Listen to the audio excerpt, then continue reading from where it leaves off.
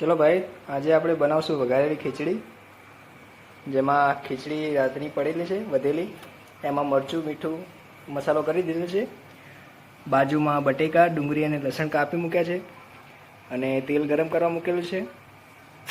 આ રહ્યો મસાલો. તો ચાલો ચાલુ કરીએ.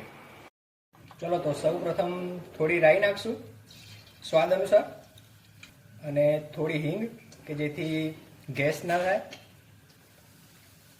હવે રાઈ સાપડી જાય એટલે આપણે ડુંગળી બટેકા અને લસણ જે આપણે એક જ જેવડા કાપેલા છે એને ઉમેરી દઈશું તેલમાં. પછી એને સારા ચડાવવા દઈશું. હવે આપણે એવું લાગે કે ડુંગળી થોડી થોડી લાલાશ પડતી થઈ છે, તો પછી જે આપણે મસાલો કરેલી ખીચડી છે એને એડ કરી દેવાની.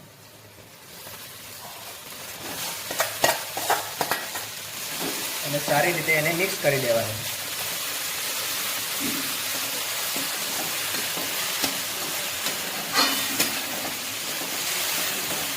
થોડું સરખું મિક્સ થઈ જાય પછી આપણે સ્વાદ અનુસાર મેગી મસાલો એડ કરી દેવાનો, જેથી એનો સ્વાદ બમણો થઈ જાય.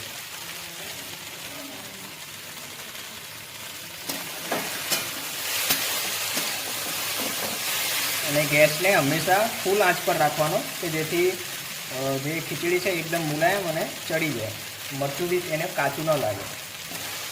હવે થોડી થોડી વરાળ નીકળવા માંડે એટલે જે ખીચડી છે એ ચડી જશે. તો એને આપણે બંધ કરી ગેસ અને થોડું હલાવી દેવાનું, જેથી નીચે ચોંટી ના જાય.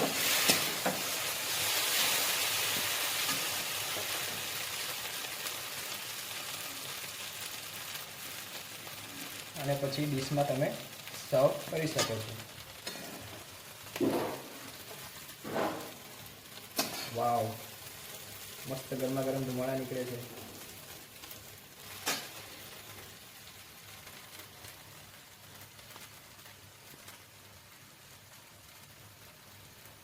વાવ, દેખાવમાં તો શું ટેસ્ટી દેખાય છે.